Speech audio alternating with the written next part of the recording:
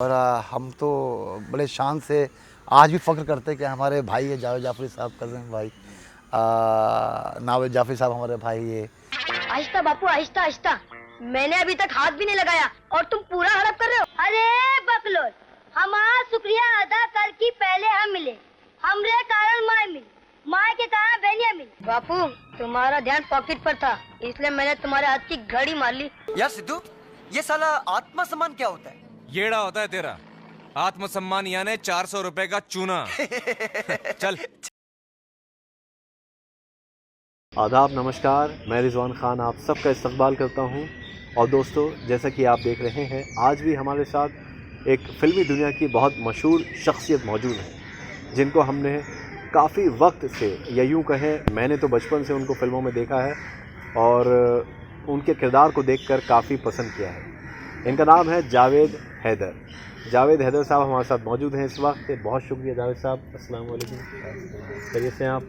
नमस्कार, सलाम, सत श्री अकाल। बहुत अच्छा। तो जावेद साहब हमारे साथ मौजूद हैं। आज हमें ये मौका मिला है कि बाहर ऐसे सुकून से बैठने का और जावेद साहब से बात करने का, क्योंकि काफ़ी बार कुछ वीडियोस हमें ऐसे दिखाई दिए सोशल मीडिया प्लेटफॉर्म्स पर जावेद साहब के, जिसको देखकर हमें थोड़ा सा अफसोस भी हुआ, हमें दुख भी हुआ। लेकिन हकीकत क्या है वो आज ख़ुद हम जावेद साहब से जानेंगे। सबसे पहले तो मैं वो खुदगर्ज फिल्म का जो आपका सीन है, जो 5-6 मिनट इन्होंने काम किया उस फिल्म में, लेकिन वो 5-6 मिनट जो है वो इनके करियर के लिए मील का पत्थर साबित हुए थे। आइए पहले वो सीन देख लेते हैं। हाँ, हम ही ने सीधा तुला और हम ही ने ललकार का पुकारा, एक बाप की औलादी तो बाहर निकल। और तू आ गया? हाँ, मैं आ गया। तो देखिए क्या लाजवाब एक्टिंग थी आपकी। चाइल्ड एक्टर के तौर पर आपने शुरुआत की थी, 12 साल की उम्र थी शायद आपकी। जी हम। और शत्रुघ्न सिन्हा साहब के बचपन का किरदार आपने अदा किया।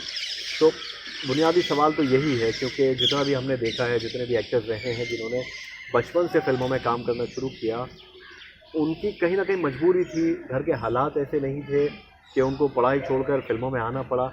आपके साथ क्या मामला था? घर के हालात ख़राब थे, इसलिए मेरे माँ बाप ने मुझे काम कराया।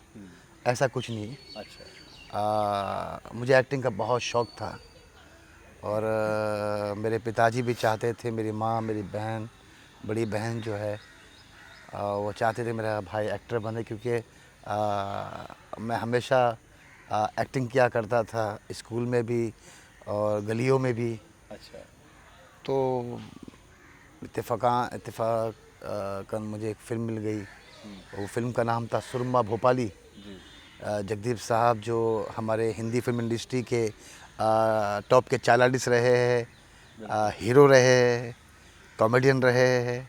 तो वो जो फिल्म बना रहे थे सुरमा भोपाली, तो उसमें मुझे मौका दिए थे सुरमा भोपाली में। उसी दौरान मुझे फ़िल्म मिली खुदगर्ज, जिसके डायरेक्टर राकेश रोशन साहब थे। और उस फिल्म से मैं काफ़ी नाम हुआ मेरा, और फिर मैं बहुत ही बिज़ी हो गया, मतलब चाइल्ड सुपरस्टार। बिल्कुल। 10 साल सुपरस्टार रहा। फिर हर फिल्म में कभी यहाँ कभी वहाँ, एक दिन में 3-4 शूटिंग किया करता था, कि हर डायरेक्टर, हर प्रोड्यूसर, हर एक्टर, हर राइटर वो चाहते थे कि भाई ये लड़का हमारी फिल्म में काम करे। तो उसमें बिज़ी रहा और आज भी बिज़ी हूँ, कर रहा हूँ काम। तो मैंने पढ़ाई नहीं कर पाई। लेकिन एक बात बता देते, ई तो और माई हो सकती है, ई तो और बहनिया हो सकती है, लेकिन हम तो और भाई भाई ना बनने का। जो खुदगर्ज फिल्म में आपने बिहारी का रोल किया था, बिहारी भाषा आपने बोली उसमें, इतनी लाजवाब। तो शत्रुघ्न सिन्हा साहब के क्योंकि बचपन का किरदार था जो अभी हमने अपने दर्शकों को दिखाया, तो शत्रुघ्न सिन्हा साहब के सीन पहले फिल्माए गए थे या आपके पहले फिल्माए गए? क्योंकि उसमें ऐसा होता है ना कि जो शत्रुघ्न सिन्हा साहब ने, हो सकता है आपकी रील्स देखी हो कि इस बच्चे ने कैसा एक्टिंग की है मेरी, या किस तरह से इसके जेस्चर्स हैं, या किस तरह से डायलॉग डिलीवरी है। तो मैं भी क्योंकि बड़ा होने के बाद ज़ाहिर बात है जब उस कैरेक्टर को प्ले करूँगा तो मुझे भी कुछ ऐसे हाव भाव रखने पड़ेंगे। तो क्या आपने उनको देखा था या उन्होंने आपको? नहीं, असल में क्या है, मैं फिल्म तो शुरू हो गई थी और जो लड़का पसंद किए थे वो लड़का कहीं शूट कर रहा था, और उनका सेट यहीं वर्सोवा में लगा हुआ था, और सेट टूटने वाला था और कुछ पोर्शन शूट करने थे, जो बच्चे के पोर्शन। और मैं एंड वक्त पे मिला, काम हुआ। और राकेश जी, शत्रु जी, जीतू साहब बहुत अच्छे दोस्त थे, इनका रिलेशन बहुत अच्छा है। तो उन्होंने शूट पर भी वक्त पे पहुंचना, पैकअप के बाद रुकते भी थे, क्या है क्या नहीं है। जब मेरा काम हुआ, जब राकेश जी ने देखा तो राकेश जी ने शत्रु जी को बुलाया और दिखाया अच्छा कि यार मुझे ये करेक्टर चाहिए, बिहारी बाबू मुझे ऐसा लड़का चाहिए। अच्छा तो फिर शत्रु जी बुलाए घर पे, मुझे प्यार दिए, बहुत बहुत खुश हुए कि भाई मेरा चाइल्ड आर्टिस्ट किसी ने किया है तो इतना बेहतरीन तरीके से, और राकेश जी इतनी तारीफ़ कर रहे हो, मैंने भी देखा, अच्छा लगा, तो मुलाकात हो काफ़ी गई थी। खुशी हुई मुलाकात जी। हुई, जी। उसके बाद तो आपको एक और बहुत बड़ी फिल्म मिली, बाप नंबरी बेटा 10 नंबरी, उसमें भी आपने बहुत शानदार किरदार अदा किया। हाँ हाँ, उसके बाद तो फिर मिलती गई फिल्में वगैरह, और बाप नंबरी बेटा 10 नंबरी तो ये ऐतिहासिक फिल्म है। बिल्कुल। वो फिल्म इतनी हिट होगी वो सोचा भी नहीं था। बहुत बड़ा सिनेमा, मतलब यानी जब तक इंडस्ट्री चल रही है, चलती रहेगी, तब तक लोग उसको याद रखेंगे। बिल्कुल। अच्छा, कादर खान साहब की बात करें तो बहुत शानदार लाजवाब एक्टर रहे हैं कादर खान साहब, और उनके साथ करना किसी भी सीन को या किसी बड़े एक्टर के साथ करना, और इतनी कम उम्र में, तो अभी आपको कोई घबराहट वगैरह या कुछ नर्वसनेस नहीं होती थी उस वक्त? नहीं नहीं, कुछ नहीं होती थी, इसलिए मुझे कादर जी रिकमेंड करते थे हर जगह। अच्छा। मैंने कई फिल्मों में उनका बेटा बना हूँ, कई फिल्म में, क्योंकि 80s में कादर खान साहब काफ़ी छाए हुए थे एज ए एक्टर और as a writer. Hindi film जगत के बहुत बड़े राइटर हैं जिन्होंने बहुत सारी फिल्में हिट दी, बहुत सारे स्टार को स्टार बनाया है उन्होंने। तो उनको मैं बहुत पसंद था, क्योंकि मैं ताबड़तोड़ करता था, तू ऐसा बोलना, तू ऐसा बोलना, तू ऐसा बोलना, तू ऐसा बोलना, हाँ जी सर, रेडी सर, हाँ अंकल ऐसा कर लो, ओके अंकल। तो मैं कभी रिटेक नहीं करता था। अच्छा। मुझे वो रोना बोलते थे, रोना कॉमेडी बेटा ये पंच लाइन है, अच्छा अंकल ठीक है, ये कॉमेडी, हाँ बेटा ये टाइमिंग लेना, तो मैं हाजिर जवाब था। तो इसलिए, और जाहिर बात है जब कोई अच्छा एक्टर मिलता है तो लोग उसको हर पिक्चर में लेते हैं और उससे करवाते, रिकमेंड भी करते हैं हर आदमी। तो मुझे कादर जी ने बहुत रिकमेंड किया है कई फिल्मों में। तो ये एक्टिंग का मतलब क्या आपने सीखी थी बचपन में, या बस ऐसी ये बाय डिफ़ॉल्ट था? यानी सुना है कि आपके वालिद भी फिल्मी दुनिया में थे। मेरे वालिद जब बम्बई आए थे तो असल में मेरे वालिद एक दो फिल्मों में काम किए थे, जैसे आंधिया एक फिल्म थी, जी। और उसमें उन्होंने रोल किया, फिर एक पिक्चर और थी उसमें रोल किया, फिर अपने कारोबार में लग गए। हमारे चाचा जगदीप साहब की माँ और मेरे अब्बा की माँ, ये सगी बहनें हैं। बिल्कुल। तो मेरे चाचा जो है वो तो स्टार है, और हमने उनको देख के बहुत कुछ सीखा है, और हम तो बड़े शान से आज भी फ़ख्र करते हैं कि हमारे भाई है जावेद जाफ़री साहब, कज़न भाई, नावेद जाफ़री साहब हमारे भाई है। तो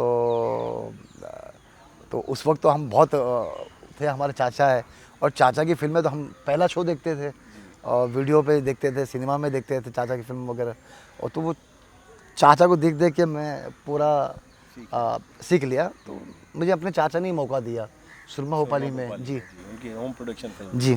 फिल्मी दुनिया का कोई ऐसा बड़ा एक्टर नहीं है, चाहे शाहरुख खान साहब हो, सलमान खान साहब हो, आमिर खान साहब हो, सबके साथ आपने काम किया है अब तक का। सबसे एक होता है ना पसंदीदा, दिल के बहुत करीब किसी भी आर्टिस्ट के, वो कौन सा किरदार रहा है? तो कहते हैं ना फर्स्ट इम्प्रेशन लास्ट इम्प्रेशन, वो मेरी पहली फिल्म खुदगर्ज, वो काम मैं देखता हूँ, बोलता है यार ये लड़का मैं हूँ क्या? अच्छा। बोले यार क्या कर रहा है यार ये, बड़े नाक पे गुस्सा है यार, इसका एटीट्यूड क्या है, मुझे यकीन नहीं होता ये मैं हूँ। अच्छा। और वो कैरेक्टर जो मैंने किया, मुझे देखिए आज मैं कर रहा हूँ एक्टिंग, बड़े डिटेल में जाता हूँ, मीटिंग करता हूँ, कभी वर्कशॉप भी करता हूँ, मेरे को एक्टर जो नई जनरेशन है उनके साथ मैं रीडिंग भी करता हूँ, मुलाकातें करता हूँ, तब सेट पे हम पहुँचते हैं, करते हैं। उस वक्त गॉड गिफ्ट था। उस वक्त ये था कि हाँ रोना है, हाँ ठीक है, हाँ हंसना है, ओके, अच्छा ये करना है, गुस्से में देखना अंकल, गुस्से में देख लिया, रोना है रो लिए, हंसाना है हंस लिए।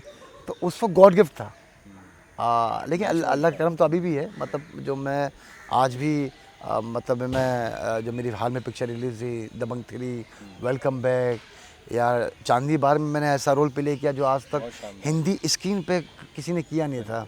वो कैरेक्टर जो मेरे डायरेक्टर साहब मधु भंडारकर साहब ने मुझे दिया, जिससे मुझे एक कमबैक हुआ, वेलकम बैक से कमबैक हुआ, और अब मेहनत कर रहा हूँ, अब पता नहीं कौन सी पिक्चर से मैं कमबैक फिर से करूँगा।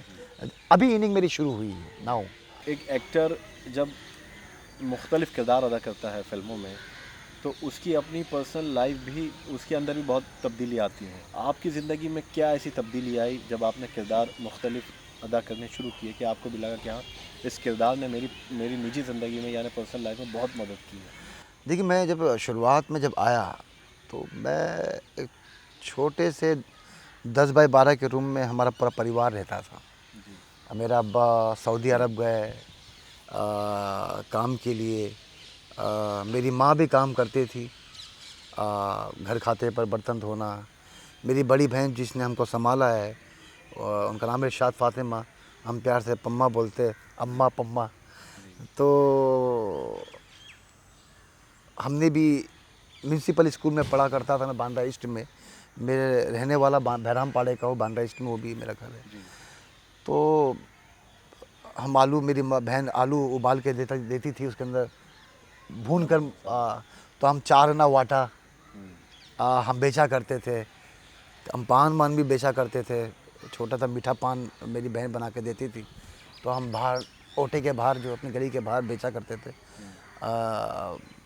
प्लम्बिंग का काम भी करते थे, बड़ी बहन भी काम करती थी।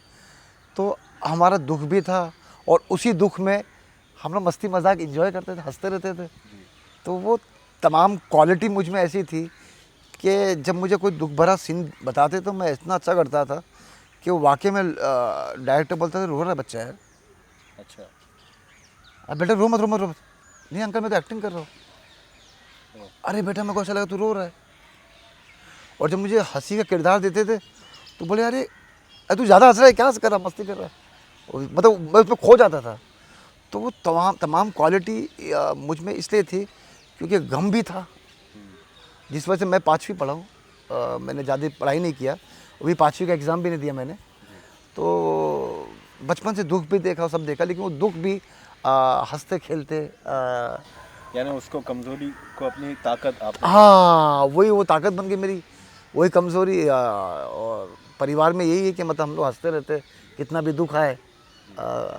ये खुदा की कुदरत है भाई, ये दौलत भी बहुत कम लोगों को मिलती है। बीच में क्योंकि जब कोरोना आया तो हमने देखा कि बहुत सारे आपके वीडियोस वायरल हुए। कभी ये कहा गया कि आप सब्ज़ी बेच रहे हैं ठेले पर, कभी ये हुआ कि आपकी बेटी को, जो शिफा आपकी बेटी है छोटी, उनको ऑनलाइन क्लासेस से फ़ीस नहीं भरने की वजह से बाहर कर दिया गया। हकीकत कितनी है, क्योंकि आप रील्स भी बनाते हैं, आप उस पर भी मशहूर हैं। देखो, सबसे बड़ी बात है मेरा, हालांकि हर चाइल्ड आर्टिस्ट का एक दौर आता है जब ना वो बच्चा रहता ना बड़ा रहता है। मुझ में कभी ऐसा हुआ नहीं। हाँ, मैं बड़ा चूज़ी आदमी हूँ बचपन से, कि मैं बचपन से बड़ा सिनेमा किया है। तो मैं थोड़ा सा बड़ा हुआ तो मुझे चंद्रमुखी मिल गई, राम जाने मिल गई, गुलाम मिल गई, चांदनी बाग मिल गई। काम मिलता रहा, करता रहा करता रहा करता रहा करता रहा। मुझे ये नहीं पता चला कब मैं जवान हुआ और कब बुढ़ापा की दहलीज पर कदम रख दिया। क्योंकि 40 के बाद इंसान बूढ़ा हो जाता है, सच्चाई ये जो नेचर है उससे हम छुपा नहीं सकते। 40s के बाद इंसान की दहलीज पर कदम रखता है बुढ़ापे की। और रहा सवाल बच्चे की फ़ीस भरना, वो एक मेरा इंटरव्यू लिया था उन्होंने कि भाई आज के जो हालात चल रहे हैं, लॉकडाउन में स्कूल की फ़ीसें भरने पड़ रही है, तो उसमें आपका क्या कहना है, क्या फ़ीस माफ़ करना चाहिए नहीं? तो मैंने कहा कि भाई मैं एक एक्टर हूँ जो कभी पर डे 20,000 कमाता हूँ, कभी 30,000, कभी 40,000 रोज़ का। तो मुझे परेशानी, तकलीफ़, दिक्कत हो रही, तो वो लोग जो महीने का 10,000, 15,000 रुपये कमाते हैं, तो उनको कितनी तकलीफ़ होती होगी। तो मेरे ख़्याल से स्कूल वालों को या तो फ़ीस माफ़ कर देना चाहिए, या फ़ीस माफ़ नहीं कर सकते क्योंकि वो भी उनके वहाँ भी टीचर है, वर्कर है, उनको भी देना है। तो कुछ ऐसा रास्ता निकाले बीच का, ताकि उनकी भी मुश्किल आसान हो जाए और पब्लिक की भी। तो उन्होंने वो छापा गलत कि मेरे बच्चे की स्कूल फ़ीस भरनी थी, मैं नहीं भर पाया, तो बच्चे को स्कूल से निकाल दिया जाएगा। मैंने पूछा भाई ऐसा क्यों, तो उन्होंने बोला कि भाई वो छाप दिए, भूल जाओ। लोग भूल जाते हैं, हेडलाइन डालनी पड़ती है, कोई बात नहीं। और रहा सवाल भाजी बेचने का, तो मैं सोशल मीडिया पे कभी था नहीं। लॉकडाउन हुआ, मेरी बेटी ने मुझे कहा कि उसने भी डाउनलोड कर दिया था, एक बनाते 2 बनाते मेरा अकाउंट खोल दिया। अब अकाउंट खोला तो क्या असल में घर में सब घर में रहते थे। मैं एक आदमी था जो बाहर निकलता था, मतलब कुछ भी चाहिए, कोतमीर चाहिए, अदरक चाहिए, चावल चाहिए, कुछ भी चाहिए वो मैं लेके आता था। तो मैं जब बाहर जाता तो बाहर भाजी वाले कोने में अपनी दुकान लगाए हुए रहते थे, तो वहाँ बैठ जाने का। तो मैं देखा कंटेंट कुछ संदेश पहुँचाया जाए, तो मैंने एक भाजी की दुकान पे एक वीडियो बनाया और मैंने डाला कि मतलब धंधा कोई छोटा मोटा नहीं होता है। आप भूल जाओ कि आप इंजीनियर हो, डॉक्टर हो या बड़ी हस्ती हो। फ़िलहाल वक्त ये है कि आपके घर में खाना नहीं है तो घर को चलाना है, और पड़ोसी का ख्याल रखेंगे तो इस देश में कोई तकलीफ़ नहीं आएगी, कोई भूखा नहीं सोएगा। तो वो संदेश था, तो मैंने वीडियो बनाया था। तो वो जब वायरल हुई तो हमको खुद को भी नहीं पता था। अगर मुझे भाजी वाला बेच रहा भी समझते मुझे कोई तकलीफ़ नहीं, मैं तो गटर भी साफ़ कर दूंगा। मेरे डैडी प्लम्बर थे प्लम्बर, तो हमने भी बहुत सारे डायरेक्टर प्रोड्यूसर प्लम्बिंग का काम भी किए, वाशर का। तो हमें काम में तकलीफ़ नहीं है।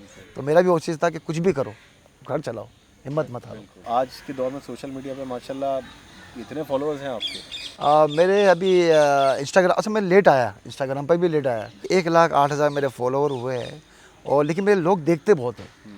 तो मेरा कम से कम 16 मिलियन, 17 मिलियन, 4 मिलियन, 5 मिलियन, मतलब लोग पसंद करते वीडियो। तो कौन कौन से ऐसे प्रोजेक्ट्स हैं जिसमें हमारे दर्शक आपको देख सकते हैं? देखिए असल में क्या है ना, मेरे जो कुछ प्रोजेक्ट हैं बहुत बड़े प्रोजेक्ट हैं, और मुझे अभी तक मतलब ये परमिशन नहीं मिली कि मैं अपने जो फ़ोटो है वो मैं सोशल मीडिया पे डालूँ या मैं कहीं कहूँ, क्योंकि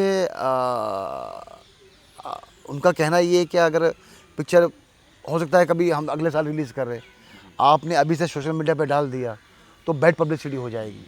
हाँ, रिलीज़ के एक हफ़्ता पहले आप डाल सकते हो। तो इसलिए मैं अभी इफ़ यू डोंट माइंड, आप भी बुरा मत मानिएगा पब्लिक, मैं माफ़ी चाहता हूँ, लेकिन रिलीज़ के 15 दिन पहले मैं आ जाऊँगा और आप लोग को बताऊँगा मेरी कौन सी फिल्म आ रही है। तो चलिए, बहुत अच्छा लगा जावेद साहब आपसे बात करें, इतना वक्त आपने हमें दिया, आप बहुत मसरूफ़ हैं। हमारी दुआएं हैं कि जो भी आने वाली आपके प्रोजेक्ट्स हों, फिल्में हों, वेब सीरीज़ हों, या जो भी आप काम करें उसमें आपको अल्लाह ताला खूब ज़्यादा कामयाबी दे। Thank you. आप अपने चाहने वालों से कुछ पैगाम शेयर करना चाहते हैं? नमस्कार। अलविदा होने से पहले मैं फिर से एक बार आप लोग के सामने दोस्तों, मिलजुल के रहो, हंसते खेलते रहो, मुस्कुराते रहो। किसी शायर ने बहुत खूब कहा है, लड़ते लड़ते यूं ही सारी कौमें मिट जाएगी, फिर मंदिर मस्जिद में पूजा करने क्या हमारी लाशें जाएगी। बी हैप्पी, खुश रहो, अफवाह पे ना जाओ, हम हिंदुस्तानी है। जय हिंद, लव यू ऑल। चलिए जावेद साहब, बहुत शुक्रिया आपका। Thank you. तो अगले शुमारे में किसी और शख्सियत से आपको रूबरू कराएंगे। फ़िलहाल हमें दीजिए इजाज़त, और आप सब रखें अपना ख्याल। आदाब, नमस्कार।